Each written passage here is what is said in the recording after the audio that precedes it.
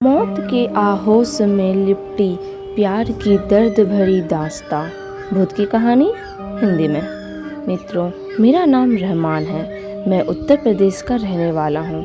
आज मैं आपको मेरे मित्र के साथ घटी एक सच्ची घटना पेश करने जा रहा हूँ। मेरे मित्र का नाम वसीम है और हम बचपन से ही बहुत अच्छे दोस्त हैं और हमारी हर एक बात एक दूसरे से शेयर करते हैं। हम जब कॉलेज में आए थे तब उसकी सगाई हो गई थी। वो उसकी मंगेतर से, जिसका नाम रेशमा था, से बहुत प्यार करता था और वो दोनों रात भर मोबाइल पर बातें करते रहते थे। एक दिन की बात है, उसने मुझे बताया कि वो उसकी मंगेतर से रात को बात कर रहा था। वसीम ने उसकी मंगेतर को मिलने के लिए बोला तो उसकी मंगेतर बदली हुई आवाज़ में बोली, तू ज़्यादा मत बोल वरना तेरे को वहीं दफन कर दूंगी। वसीम एक बार तो यह सुनकर चौंक गया और फिर सोचा वो शायद मजाक कर रही होंगी।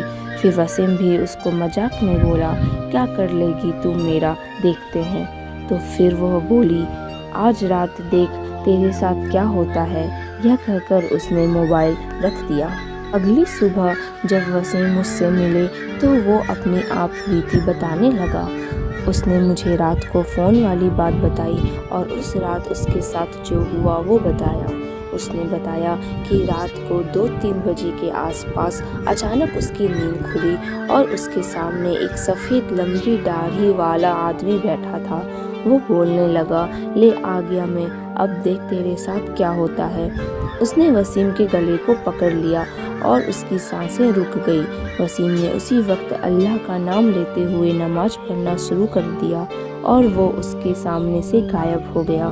मुझे उसकी बात सुनकर बड़ा अचंभा हुआ कि ऐसे कैसे हो सकता है। उसके अगले दिन वसीम ने फिर अपनी मंगेतर से मोबाइल पर बात की और बोला, कल रात तुम मुझे क्या अनाप शनाप बोल रही थी। उसकी मंगेतर ने कहा, ऐसा कैसे हो सकता है जबकि कल तो मैंने फ़ोन ही नहीं किया था। ये सुनकर वसीम के रोंगटे खड़े हो गए और उसने तुरंत फ़ोन काट दिया। उसी वक्त वसीम ने मुझे फ़ोन किया कि उसकी मंगेतर की तबीयत ख़राब है और कल उसके घर पर चलना है। अगले दिन हम दोनों तैयार होकर वसीम की मंगेतर के घर गए। वहाँ हमने दरवाज़ा खटखटाया तो उसकी मंगेतर सामने खड़ी थी और बदली हुई आदमी की आवाज़ में बोली, तो फिर आ गया ना, तूने अगर अंदर कदम रखा तो यहीं पर तेरा जनाजा निकाल दूंगा। वसीम बोला कि ये क्या बोल रही है तू। वसीम आगे था और जैसे ही उसने घर में कदम रखा उसकी मंगेतर ने दीवार पर टंगी तस्वीर उतारकर वसीम के सर पर दे मारी। उसके सर से खून बहने लग गया।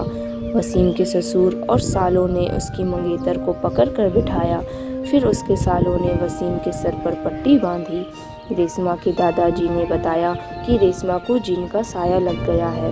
इस पर वसीम के ससुर ने उन्हें अपना मुंह बंद रखने को कहा।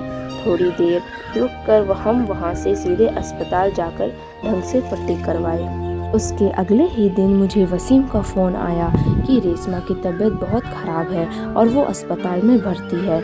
वसीम ने बाइक निकाली और हम दोनों जल्दी अस्पताल पहुँचे। वहाँ पर पहुँचते ही हमने डॉक्टर से रेशमा की हालत पूछी तो उसने बताया कि उसकी हालत बहुत नाजुक है, कोई असली बीमारी का पता नहीं चल पा रहा है और उसके घर वालों को डॉक्टर ने रेशमा को घर ले जाने को कहा। सभी हैरान थे कि ऐसी क्या बीमारी है जिसका इलाज डॉक्टर के पास भी नहीं है। फिर उसके घर वाले रेशमा को घर ले आई। रेशमा ने वसीम को बुलाया और कहा कि मैं अब ज़्यादा दिन जिंदा नहीं रह पाऊंगी, तुम किसी अच्छी लड़की से शादी कर लेना। ये सुनकर वसीम की आंखों में आंसू आ गए और बोलने लगा कि मैं तुम्हें मरने नहीं दूंगा। फिर रेशमा के दादाजी ने उसको पास ही के पीर बाबा के पास ले जाने को कहा। हम उसको पीर बाबा के पास ले गए और पीर बाबा ने बताया कि इसको एक बुरे जिन ने जकड़ लिया है, जिसकी वजह से वो इसके शरीर को नुकसान पहुंचा रहा है। अब बहुत देर हो गई है। पीर बाबा ने बताया कि इसका एक ही इलाज है, यहाँ से 80 किलोमीटर दूर एक दरगाह है, वहाँ इसका इलाज हो सकता है। और बाबा ने बताया कि इसके साथ वही इंसान जाएगा जिसे वो सबसे ज़्यादा चाहती है। वसीम ने कहा कि मैं चला जाऊँगा, मुझे बाइक भी चलाने आती है।